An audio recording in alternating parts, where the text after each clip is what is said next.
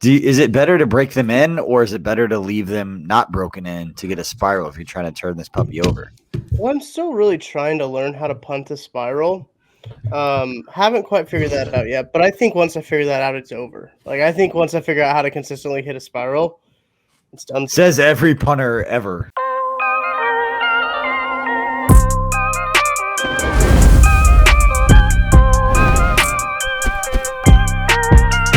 What's up, Chiefs Kingdom? Welcome back to another episode of Outside the Trenches. I'm BJ Kissel, joined as always by Nick Leckey, the former K-State All-American, two-time K-State All-American and Super Bowl champion with the New Orleans Saints back in 2009, and also joined by Tucker Franklin, podcast producer.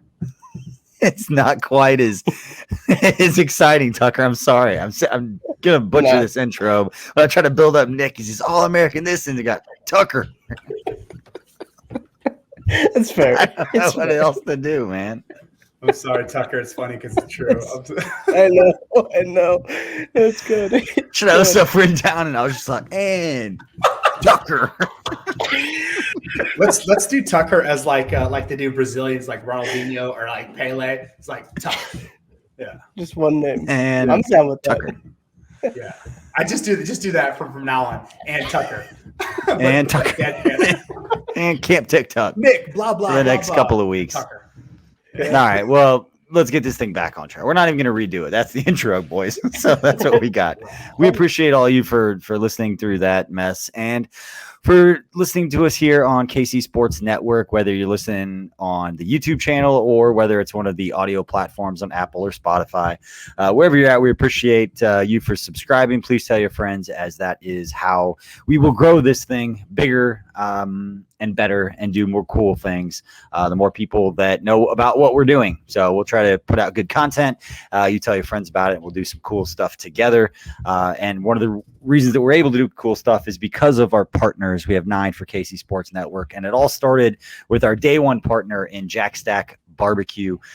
We have not been shy about our love for Jack Stack Barbecue, and you don't have to be in Kansas City to appreciate it. JackStackBBQ.com ships all over the country. And if you are a day one member of KC Sports Network, which means you went online and you bought one of our pullovers, we've got some cool stuff coming for you thanks to a lot of our partners. So that is what we've got. We've got a good show for you. We've got the Chiefs' first preseason game, boys, just right around the corner. This will be the last show we record before the guys get out there and put jerseys on and play an actual football game. Yes. I don't care if it's preseason. That's actual football. Did you guys see, to go off topic here real quick, the ratings of the Hall of Fame preseason game outdid the Olympics? And that is not a knock on the Olympics. That is the NFL is king, and it's never going anywhere. Don't care what anyone says on social media about the NFL dying off. Like, that is not happening at all. The NFL sells 8 million fans watching a glorified preseason game of the preseason. People are still out there watching it. But the Chiefs have a game on Saturday, which should be a lot of fun. But before we get into some of the game stuff, Nick, I've got to ask, how has your last week been? It was good. I had a good week. I was up in St. Louis. Eating the food there, working, and just enjoying the last bits of summer before my kids go back to school. I'm really excited for that because I told you guys, I get jealous like when their asses are like sitting here at home and I've got to go to work. And I remember my days of summer, I remember not worrying about a damn thing and just having a billion hours of free time. It's almost like being in prison where I could like whittle like a toothbrush into a shank or something like that. That's what I had when I was a kid. Just oodles of time, just unreal amounts of time. I say to my kids all the time, like, just enjoy being a kid. Like, you have no responsibility. Like, they just kind of look at me funny at like 6. I'm like, just enjoy just doing whatever you want. Like, responsibilities, not a whole lot of fun. So, Tuck, how's your last week been? It's been good. I've been grinding, trying to get that 35-yard punt, try to get that punt total up. Gotta hit that 35 mark if I want that Tommy Townsend jersey. I was going to say, please explain to everybody the context in case this is the first time they've heard it of how this all came about and what your training and your equipment purchases now have led to. This thing is kind of taking on a mind of its own. Well, it's true. I've watched several YouTube videos on how to punt a football, feel pretty proficient in punting now, but I have purchased a few footballs. I went to go purchase like... how did all this start? What's it for? Go back to the beginning. So I've turned into quite the Tommy Townsend fanboy. I'm not ashamed to admit that. There's plenty of Patrick Mahomes fanboys, and I said, you know what? You know who doesn't have very many fanboys? It's Tommy Townsend, and Tommy Townsend deserves some fanboys too. He's got the shortest shorts. He's got the longest hair. He's always ready to party, dude, and he's always ready to drop some bombs on the football field. How does short shorts mean the guy's ready to party? How does the short shorts mean the guy's ready to party? You don't get to get away with that line. That's not how we work here. Hold on. Can I explain to my fellow Zillennial? Yes, go ahead. So the trend for beachwear with the youth these days are 5-inch inseam shorts. So, show that like mid thigh. We're not talking like Daisy Dukes, but just a little bit longer than Daisy Dukes for dudes. So you get some mid thigh love, you get the quads showing, peeking out, stuff like that. And just, it's fashionable. It's Is that fashion. yours? Is that your high fashion? Yeah, no, Nick? Oh, okay. I like a 17-inch inseam, but it's got to be like way above the knee. Like it can't be touching the knee because that's like I was like the knee 90s kid where like the NBA player shorts went from like their hips to like their ankle bones. Opposite. Yeah. Opposite. I actually just bought 3 new pairs of shorts that were all 5-inch inseams today too. So I mean, that's the trend. The trend now is very short shorts. Listen, Tyrann Mathieu wears shorts. Did you just do that because Tommy Townsend did? Are you starting to dress like him? Every 20-year-old. It's the shorter the shorts, the more you're living life. But it's what? You had a better one. That was awesome, Tucker. The shorter the shorts, the better you're living life. I like that. Yeah, that's how it is. But so I'm trying to just get a little bit like Tommy Townsend to drop a 35-yard nuke to get this Tommy Townsend jersey paid for on the KCSN Sports Network. Well, SN means Sports Network. The KC Sports Network dime. There you go. I will be rocking with it every post-game show. I think I have to wear the Tommy Townsend jersey at that point, but I will be rocking that jersey frequently. So that's basically how it came all about. And I went and bought equipment. I bought a couple new footballs, bought some cleats for it. And I got a massage gun too to make sure the hammies are loose. So we're cooking. You did not buy a massage gun strictly for this. Well, no, I already had it before that, Okay. but all right. I can't expense that. Okay. Getting weird here. But this started because you wrote me in. You snitch tagged me as the guy that could pay for it through KC Sports Network. You're like, hey, this should be expense. This should be paid. And I'm just sitting there chilling with my family, and all of a sudden it's like, what is this? And I open up Twitter, and it's like, what is this poll? And it was like basically Tucker saying, if I get all of these Chiefs fans to say, hey, yes, I should have a Tommy Townsend jersey, like a fan's gonna be like, no, that guy doesn't deserve one. No, everybody's gonna say yes. Everybody's gonna say yes. Shoot, Tucker. I got hey, you know what? Publicly called out like, hey, are you gonna give him this jersey if he gets all these people to say he deserves one? No. Of course, yes. But now we made it to where he's got to earn it. So that jersey may or may not be on the way to the office, Tucker. And like I said, there are no freebies. If you don't kick the ball 35 yards, you ain't getting that jersey. Okay. That's fair. It's only fair, I think. I've got to really put in the training time. We haven't determined a time, I think, that we're going to do this, but that's still up in the air.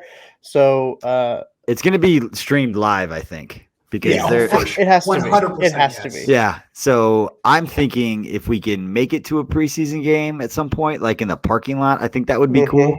We're just basically going to brainstorm this out on the show here. We haven't really picked this out. No more planning it. We're just going to show up one day and just do it, and it's just going to be like that. I just think, when you get there early enough, like you can kind of walk off 35 yards and you tell everybody like what's going on. I think you don't have to plan like where it's at. You just tell people once you show up.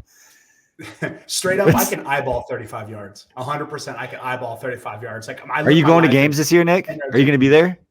Maybe if Tucker is Tucker's going to kick for a Tommy Townsend jersey. I'll show up for that and then leave and go watch the game on TV.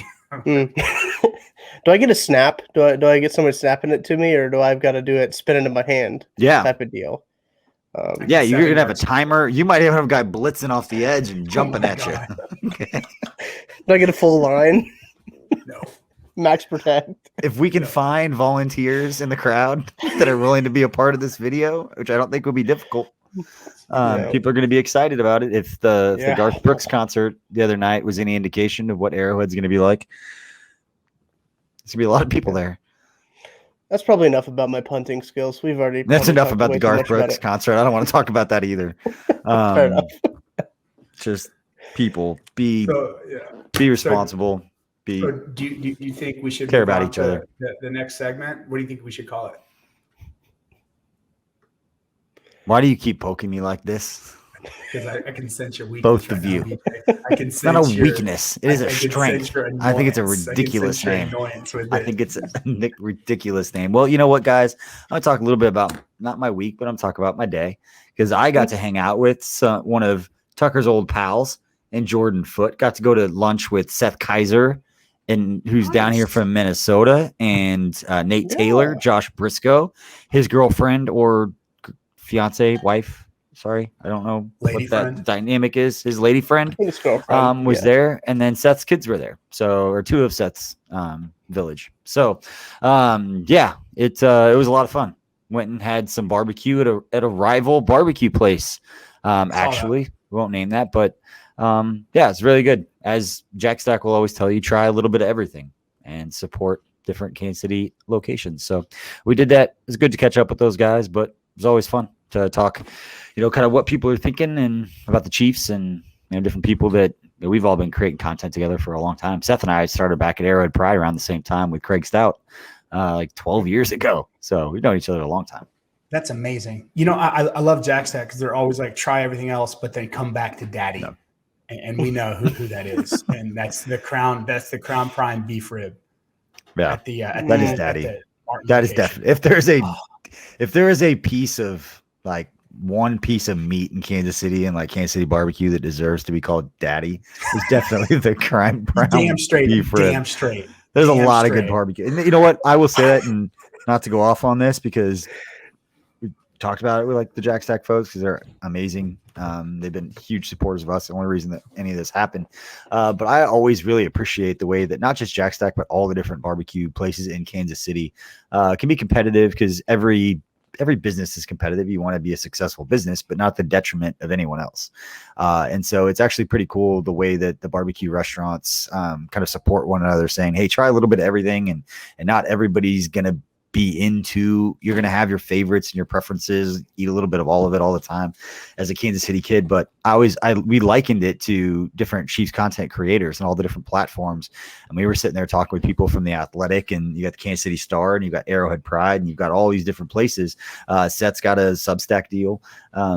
That's cool to be in a business and with us in KC Sports Network that nobody has to fail in order for us to succeed at what we want to do. We can literally all succeed on all of our platforms by doing good work and having people come and read and consume the content we're putting out, which your numbers go up and everybody's happy. For us, it's you're engaging and doing cool stuff with our brands and our partners and all that kind of stuff. But sorry to go off on a little tangent. I just think it's cool that we're in a place that we can literally support and kind of cheer on and all kind of get behind everybody, where that nobody has to fail in order for all of these different platforms, KC Sports Network included, in order to succeed. It's not like anybody else has to be struggling, which is great. One love. True. Yep. Exactly. All right, let's get into our blind nil Yes. segments. Yes. It's Until I find something better, you know what? I'll take the mini L. Hey, people, if you're listening to this, make it. And you get to go first because I know you didn't prepare, Nick. So what's your segment? I'm not even going to give you a second to. What's your segment? Here we go. Tucker tweeted out today that he saw a dime package, and it had Ben Neiman, Sorensen, Matthew, Thornhill, Ward, Steve, Hughes. That's right. That's a knockout blow, BJ. That's a knockout game from the boxing announcer. It's not an energy drink. This is water. I'm disappointed. But that being said, what do you think about that package? I think that Anthony Hitchens should be the dime linebacker instead of Ben Neiman.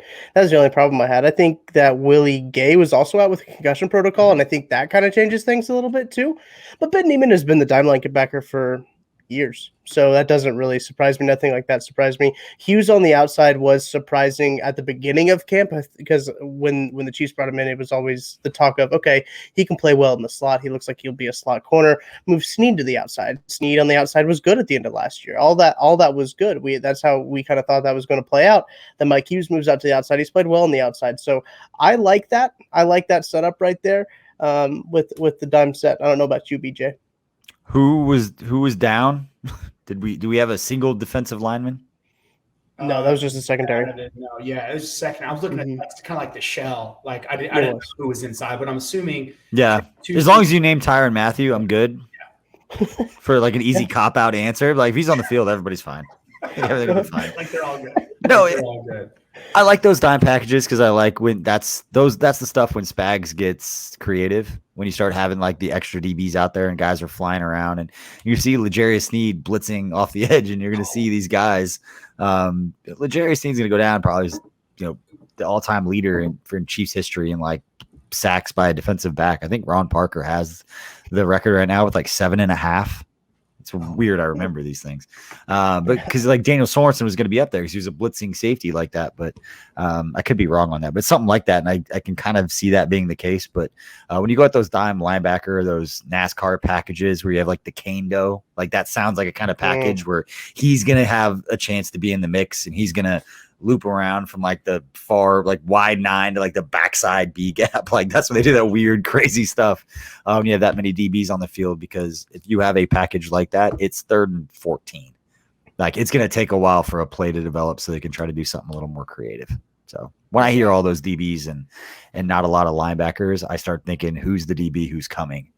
And then I realize that Honey Badger's back there and be fine. And it's all good. Yeah. I mean, I love Snead just because I feel like Snead is a young Honey Badger, and he's a young Polamalu. I mean, he's not afraid to get his nose dirty. He's not afraid to get up in the line of scrimmage, get in rough and tough with the big boys down in the middle. And he gets after it, man. He so gets after it. And he's an exciting player to watch. I'll say this respectfully, Nick. I'm never calling anyone a little Badger, ever. Like I have too much, and I don't mean this to be like all preachy. I have too much respect for like Honey Badger is one of one, like that, the built different, all that stuff. Like he's his own thing. So to a point, and it's going to annoy people if they start saying like he's like Honey Badger. I'm going to start being like actually, like nope, like don't do that. You're like there. Don't normalize like what that dude does and how he carries himself as a 5'9", 190-pound safety that every NFL quarterback has to know. Like they're paying attention to that dude. That's hard to do at his side if you're not 6'5", 280, and Myles Garrett. Yeah, to scare defensive backs or scare offensive coordinators the way that he does and quarterbacks, just because he's so smart. And you see some of those plays some of those coverages that he's done, those end zone views. And I know you guys know what I'm talking about, those Texans playoff games where he's just taking like 7 routes away and like 4 moves. So that's crazy. Yeah, he's amazing. To your point, Nick, too, I think that the positional versatility is similar. With L'Jarius Sneed and Tyrann Mathieu, because he can play on the outside. He played safety in college. He played outside and inside last year. I see the similarities with the positional versatility. But Spags loves those guys that can play all kinds of positions on the defensive secondary. Devin Key's another guy who was brought in as a safety. They've worked him with the cornerbacks too, and he's played a little bit of slot. DiCaprio Boodle, again, a guy who's played safety. They've worked him with the corners, and they've worked him in the slot. So the versatility on this team in the secondary is very good. It's also cheap versatility. Brett Veach doesn't spend a whole lot on this secondary. He gets a lot of UDFAs, gets a lot of late-round draft picks, a lot of guys besides Tyrann Mathieu, obviously. He's a high-dollar guy, and he deserves every penny. He should get an extension, and he totally deserves it. And I think that's the guy that you need at the back end to kind of captain all of these guys who are maybe lesser known players. BJ was giving me an eye when I was talking about the secondary, and I didn't mention Tyrann Mathieu. I already feel like I snapped on Nick a little bit, and then you're there just to be like, yeah, we should pay him. And I'm just here like, yes, you do that.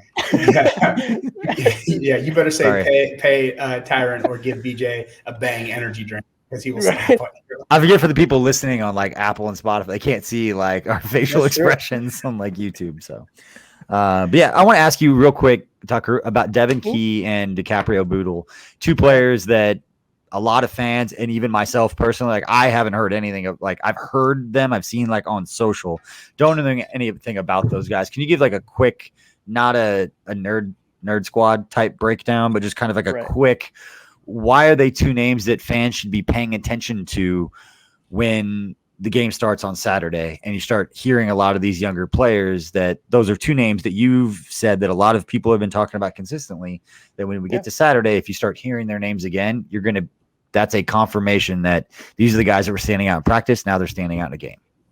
Well, both guys are undrafted free agents. Devin Key out of Western Kentucky. He's a Hilltopper. DiCaprio Boodle. Some people might be Nebraska fans and know that name already because he played safety. He played corner. Same thing with Devin Key. Both versatile guys in the backfield.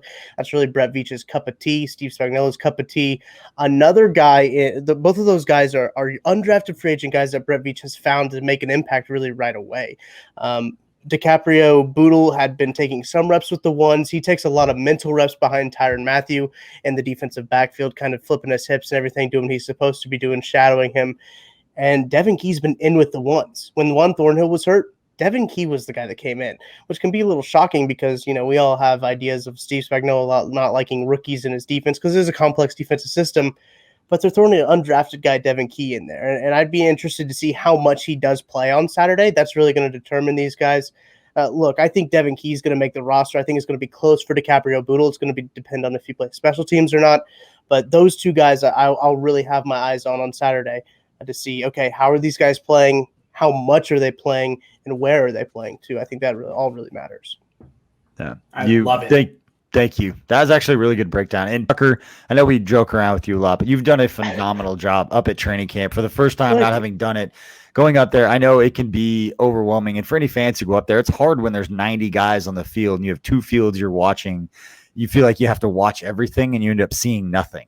And then if you go out there and you try to pay attention to like four things and you have really good takes on four things, and then someone asks you like a question about like one of the other 86 players that you weren't paying attention to, you're like, I have no idea how he did it all. I only know about these four guys. So anyway, either way, Tucker, you've been doing a great job. And so anyone who's listening to this who has not yet subscribed to the Substack, the daily newsletter, you can get that information. You can get Tucker's breakdowns and his practice recaps. And then you can also get the morning breakdown and analysis from the Nerd Squad and Kent Swanson, Craig Stout, and Matt Lane. Again, that's kcsn.substack.com. You can find it also in the information section for those watching on YouTube. We will link it down there. But guys, I want to go. I'm going to go to my Tucker. We'll have your blind nail segment be last. I want to go to mine now because it connects really easily to what mine is, which is I want each of us to pick one young guy or one storyline that we're really looking forward to watching on Saturday. We're going to kind of treat this like our game preview segment, even though it's literally almost an entire week before it's the last time we are recording before this show. So my player to watch on Saturday, it's going to be a little different. And it might be the only one who brings up this name, but Dalton Schoen is the name that I'm going to talk about. He's number 2. He's a wide receiver. He's a K-State guy. So in 3 straight years, I think he's around 500 yards, scored a few touchdowns, made some big plays for K-State. It's personal for me. I knew Dalton a little bit when he was in high school at Blue Valley Northwest. When I was coaching baseball there before I got the job with the Chiefs, Dalton was an upperclassman when I was coaching the younger guys. And we had enough kind of overlap with the upperclassmen that I got to at least see him from a distance, know of him a little bit and how great of an athlete he was in high school, and then kind of follow him once he got to K-State. And now seeing him get an opportunity to go play in an NFL game for a team in an area that he grew up rooting for and all those like hometown. He's not the only one who's ever had that story. But for me personally, having known him a little bit and just these moments for preseason games, you always talk about, it's the biggest moment these guys live. They work all their lives for these preseason. We hear it all the time, but when you really like humanize it and the people, like it just hits different. And so I'm really excited to see, and I don't know if he's going to get any playing time. I don't know if he's been doing much at camp. I tweeted out the video the other day of Tyrann Mathieu running across the field, and your hardest workers, on one of the hottest days before a day off, when your star player who's in the midst of a contract negotiation is out there going as hard as we saw Tyrann Mathieu going. That's the shit that stands out to me. Like that's where it's like that that's why everyone looks to him, because he's going hard now, not just gets rah-rah when there's 75,000 people in the stands. But the guy that I'm excited to watch on Saturday is Dalton Schoen, number 2. Grew up in Kansas City, again, Blue Valley Northwest Husky, then went to K-State. Now he's getting an opportunity with the Chiefs. Phenomenal storyline. Hopefully he gets the ball in his hand. The kid can run. So if he gets a little bit of space, K-State fans know he'll get a chance to take it in. So that's what I want to know from you guys. Nick, I want to start with you. Who's the guy that you're excited to watch on Saturday, not named Patrick Mahomes? Throw that in there. I'm also going to say not on the offensive line either. And this is going to be weird, but for me with preseason, I want to see who stands out to me. I'm not going with any sort of predetermined notions or anything like that. I want to see who's the guy in special teams who's going to be like, you know what, I'm a flipping dog. Like, I'm a dog on special teams, and I'm gonna go run down. You really can't say kickoff because they're always going outside the end zone. But I want to see the guy who's running down on punt team and who's making tackles, and not even making tackles, but I want to see the guy who's a smart player. Like, who's the guy who's going to set the edge on that punt. Right? Because, I mean, who's the guy who's going to go in there and be the second or third person to make that tackle, to get on that pile? And that's a Jody Fortson type, a guy that he goes out there. Marcus Kemp, Jody, and we know Marcus Kemp can play special teams, but you see Jody Fortson go out there and make a play on special teams. That's going to go a long way for a guy that needs to show Dave Tobe that he can be counted on as a guy who's trying to make a spot on this roster. Exactly. Like, I'm reminiscent of Deion Yelder a couple of years ago when there was a loose ball on a punt. You love that story. You've told that story so many times. But there's some that's diehard outside the trenches fans right now. They're just like, he really loves that story. Dude, no. Like the instinct when you see a loose ball and go in there with hands first, not caring about your body, that is what endears you to special teams. And you got a guy like Tobe who will fight for you. If you're a dog on special teams, he'll fight for you. You can make the squad. So that's what I want to see. I want to see that bottom part of that roster get figured out through special teams. God, there's so many. We talk about that. Tucker, I want to get your thoughts, but you look at and hopefully this isn't one of them, but you look at the wide receivers like Jody Fortson, Byron Pringle, Demarcus Robinson, Garrett Dieter. You were talking about 4 guys that have been in this system, that two of those guys are going to step up and have career type years and have earned it over the last 4 years. And just numbers wise, not all those guys can step up, but we've watched those guys. Like, there are a lot of really cool storylines to follow this preseason. And guys that you're ultimately pulling for. I'm ultimately pulling for Garrett Dieter and Jody Fortson and these guys that have been in the system a little bit, enough to know what's expected of them to go out there and give it their best shot. And they've done that. Hopefully they stay healthy and they give themselves a great look. But Tucker, who are you looking forward to watching out on Saturday? Well, the wide receiver class is really interesting too, especially when Antonio Callaway was brought in to compete with that class and he got an injury. So it seems like there's an opening there. Jody Fortson's had a good camp. Marcus Kemp's had a good camp. Both of those guys getting in a lot on special teams during camp. So I think that those 2 guys kind of how the wide receiver shakeout is a really good one to watch. Obviously, the offensive line, as Nick mentioned, I think that's kind of an easy cop-out answer, kind of like Patrick Mahomes is. But I'm pretty interested to see Jerick McKinnon and Darwin Thompson. Those 2 guys, to see how that shakes out. I think that you take both of them. I think it's going to be one or the other because Michael Burton is going to take up a spot as a fullback. So it's going to be looking like now the Chiefs did just release their depth chart, their first unofficial depth chart, as much stock as you want to put into this in week 1. But Clyde Edwards-Helaire, Darrell Williams, Jerick McKinnon, and Darwin Thompson with Elijah McGuire and Derek Gore at the other spots. So it's looking like right now that's going to be a race for the number 3 running back. I think that one's going to be interesting. And obviously I'm looking forward to seeing Tommy Townsend out there. He did have a rough Super Bowl. He's got to bounce back in this first preseason game, but I think he's not going to skip a beat. He's been dropping some bombs. There's a video of a 6-second hang time punt. Golly. Any guy can get underneath that. Can I give some breaking news that, Nick, you tell me if I just blew people's minds? The person who makes the depth chart for the Chiefs preseason games. Oh, no, don't tell him. It's behind the curtain. I'm just going to say they're not a coach and they've never stepped foot on an NFL field. That's all I'm going to say. Listen, no one wants to see behind the curtain, BJ. I was fine with not knowing that either, Tucker. I did not. I should have fucking realized.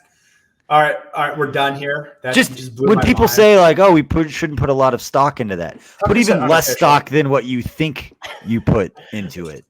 I did No. preface it, but He said unofficial. yes. But it doesn't even matter if it's official. Like But it it's does like a matter. start. Let's sit You here and get have a something. 20-minute debate on whether a start is a stat that even matters anymore. Fair enough.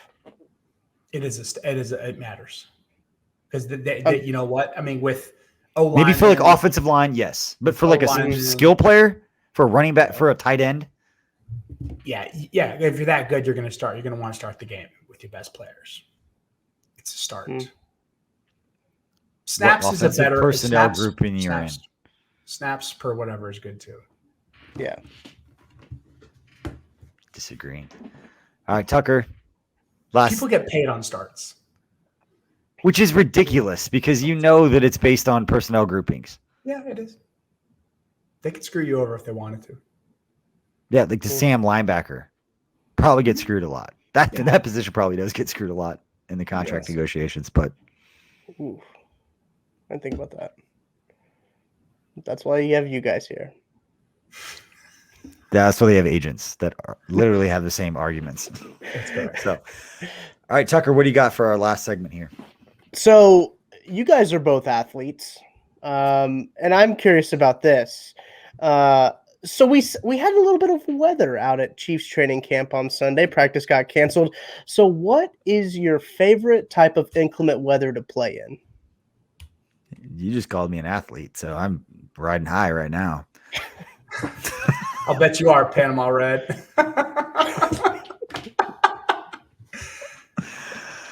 BJ as a pitcher, you got to specify it, for BJ as like a pitcher. I didn't mind when it was like really hot and humid and all that. It kept my arm loose, so it didn't really bother me with baseball to play in really, really hot weather. But for like football, I never associate hot weather with football. I think of like a cold fall, like Friday, like 65, 70 degree, like fall night. So I don't ask the trench guy, like how you feel. Like who cares about what you like to play in baseball? Like I like to keep my arm loose. What does he want to? What does this guy want to play? To watch? Well, I think it all depends. And it's funny. I grew up in Texas, so like football nights is I think hot nights. I think hot he's not an Friday outdoorsy nights. guy though. I'm fascinated to know what your answer is. As the Texan who hates outdoors stuff. All right. So my favorite. It depends. See, this is different as an O-lineman. As a center, fuck that. I don't want any weather. I want heat and dryness, right? As a center. Went to Arizona. Yeah, exactly. Indoors. I want a living room. I want living room temperature in a dome, in the Jones Dome in St. Louis or the Superdome in New Orleans. That's what I want. Or the Cardinal Stadium. That's a dome. But if I'm a guard or tackle, my absolute favorite inclement weather is snow. I love snow because guess what? D linemen can't rush in snow, and it's brilliant. And it's like you got no more moves. You're good. We're gonna run all over the place. They try to bend the edge, and you just lightly push them, and they just slide. It's like Super Mario Brothers 2, where you're like on the ice and you just got like slipping. You're like, no, I'm trying to go this way. But yeah, give me snow. Give me snow all the way. Neutralize the defenders. That's absolute best. Absolute best. And rain, screw that. I hate the rain. As a center, oh my God. Yeah. Does anyone like the rain for Oh, if you're a guard or tackle, Anything. hell yeah, absolutely. That's about it. Everyone else is like, we hate the rain. Tucker, what about you? I wouldn't really consider myself an athlete, but I guess You got to punt a snow? football 35 yards, so Yeah, not if you gotta everybody punt, can do that. If you got to punt, That's if you gotta true. punt, what's your weather? What would you least like to punt in? It's got to be a nice, probably nice high altitude, probably in Denver. Make the ball travel a little bit quicker, a little bit further. Nice Tucker, what? clear day. I can help you. I'm going to reach back to I don't think if you knew this. When I was 15 years old, I was a punter. So obviously I know a lot about punting. So I could help with that. I was a high school punter, second team all conference. Nick didn't even know that. What? I won a state championship. I was a state champion punter my sophomore year. They had a state championship punch off. We won on the field at K-State. Wow. I was 5A game was after the 6A game, and we sat and I was watching Darren Sproles absolutely dominate the year before he went to K-State because we were the same age. Oh, okay. I was 2000? sophomore. That was his sophomore year. They were a little late to North. No, that was 98. It was my sophomore year. Okay. So, yeah, we had like I guess- 19 senior starters. They were really good. I guess I was a little premature in calling myself an athlete. I was second team all news press as a center my senior year of high school. You were So a center? How yeah, do you not center. know Let's this go. until I now? know. I was center all. Wait, how long did I play? Since like fourth grade. So fourth all the way through high school as a center. Yeah. Were you would you be described as tough and nasty, or would it be like sweet and gentle? Like what? No, I got the low center of gravity. So I'm only like 5'7" on a good day. So I'd move those. Yeah. No, I'm short. So I I'd you guys move haven't those met in guys over person there. before. No, we haven't. Nick and I have never seen each other in real life. Yeah, So we've he's gonna be never very met IRL. We've never met IRL. Thanks for telling me that. It'll be like meeting Lady Gaga or the Olsen twins. Like, you're 5'1". Okay. Yeah. No. It's like the first time you meet Adam Schefter and Ian Rappaport. You're like, oh, Right. Yeah. you guys are short. There wasn't really It's a true. market for 5'7" offensive linemen out of high school, so I kind of had to hang it up after that. But no, I enjoyed it. As a center, you got to know all the things as on the offensive line. So I guess that's what led me to my current profession as an offensive line coach. That's awesome. You really are a line coach right now. Really am. That's awesome. Yeah. Nick, do you want to go up? Nick, you should go up there and help him. You should. Absolutely. I would love to. I just volunteered Nick. I'll do it. Nick, I'll do it. get up there and practice. Absolutely, Man. Tucker. I'll do it. Man, He these kids loves- are going to be You've done that stuff shocked before. when I bring up Nick Leckey and Jeff Allen, because Jeff has said he's like, yeah, I'll go and talk to him. Anything you need, I'll do it for him. And I was like, these kids Awesome. are going to be like, whoa, blow them away. That's awesome. They know Tucker. That's awesome. That's how you should say it. No, I'm right. not going to say that. As we wrap up this show, Nick, do you have any parting words for everybody before they listen to, this episode and the 3 or 4 days leading up to the Chiefs' first preseason game? I have never been more excited for a preseason game. I hate preseason games. I hate the preseason. I hate everything about it. But I've never been more excited for this game. Just to get the bad taste out of our mouths from the Super Bowl, just to see, what this Chiefs, just a glimpse into what the season is going to look like. Who's going to show up on defense, and just see the packages and see what entails. And that's what I'm most excited about for this preseason game. But I am hyped. I'm excited to talk about a game next week. A game. I don't give a shit if it's a preseason game, week 1, and starters get no reps. That's $3 for the swear jar, Nick. Okay. We were doing good the last couple episodes. Tucker, what are your parting words for us? It doesn't matter if it's a preseason game. It's still football. I know there were some people. I don't want to give any airtime to the specific person that tweeted out about saying that preseason football don't His have to name's watch Mike preseason Florio. football. I'll give it to him. His name's Mike Florio, and he's the worst. Who's Mike? Is he pro football talk? Yeah, He is such a chode. Sorry, I said that on public. I've stopped caring. He's the one that publicly basically told them to hit Patrick Mahomes after the whistle, and then he tried to. He does. I don't think that. he guy also knows said anything that he about would football. He's not as a lawyer. He Started also a said he would- website. stop covering the NFL if Tyreek Hill ever played again. And listen, Tyreek Hill has played several football games since he said that, and he's still covering football. So I wish he would. Good for That guy's been doing favors like that. He hired Scott I'm Pioli sure. right after him. I'm he sure did that- hit pieces for Pioli. Like, come on. But Yeah. that's a whole different podcast, whole Yeah, different time. Just know I opened people. up He's He's been gonna doing learn this for a tonight. very, very long time. And There are I will favors. say There are favors. there is one media outlet that Chiefs.com never asked to interview or never interviewed the entire time that I was there. That's all I will say. I was consistent from the beginning. So I've never liked that dude. there we go. So, and never heard anybody who's worked with him saying nice things about him. And then he went after Mahomes, and that did not make a lot of people very happy. So you don't do that. Don't act like that. No. But everybody, we appreciate you for listening to this episode of Outside the Trenches here on KC Sports Network. Again, Thank you for the support. Please tell your friends, tell your other family members that love the Chiefs what we've got going on here. Let them subscribe to the YouTube channel. And if they like that, then go to the KC Sports Network Substack, kcsn.substack.com. If you enjoy getting daily updates, you'll make sure you're always entertained, educated, and informed about what's going on with the Chiefs in whatever medium you guys like getting your content, whether it's the audio platforms or our YouTube channel. And we've also got that newsletter, again, to take care of all of our day ones. We appreciate all of you. Check out the merch store, get some cool stuff there, but we appreciate it. If you have anything for us, don't hesitate to shoot us a note, shoot us messages, let us know what you like or don't like about the show, as I know we've tweaked the format with this one a little bit, but we appreciate all your support. Thank you again, and we will see you next week.